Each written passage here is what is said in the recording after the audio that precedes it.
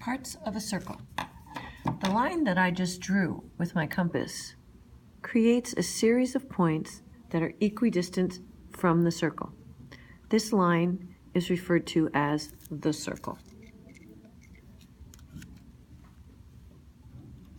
If we were to look at the distance around our circle, this is referred to as the perimeter or the circumference.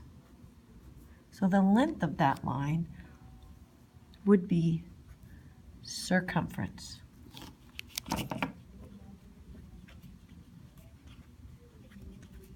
Also important to know that the word perimeter is used as much as circumference.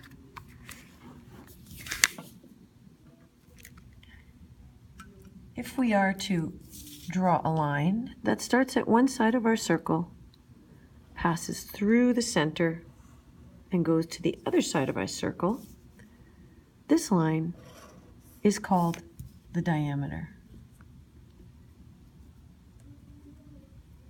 This line is twice the length of any line we draw from the center to the side. This line is called the radius. So in any circle we have, our radius is always half our diameter, and our diameter is always double our radius. If we are to create another line segment in our circle, it can go anywhere, as long as it starts from one point on our circle to another point. This line is called a chord. Each chord that is drawn cuts off a section of our circumference that we call an arc. An arc can also be created by a central angle. And if we look at where my radius meets my diameter, we see I have an angle that measures 76 degrees. This angle is called a central angle. Central meaning center, and it is made by two radii. Radii is plural of radius. Each central angle also creates an arc. In a later video, we'll look at how to find the length of this arc. So just to recap so far, we have our circle, which is the line that we draw with our compass.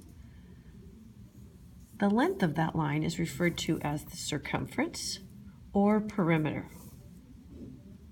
A line that goes from one side to the other is called the diameter, and half the diameter is called a radius. When we have a central angle, which is made up of two radii, it also creates an arc in the same fashion that our chord creates an arc. One more important concept is what we call the disk. I'm going to write this nice and big because the disk refers to the area that our circle, the line, take up and everything inside it. So here are the parts of a circle that you need to know for Hadley Grade 8 Math.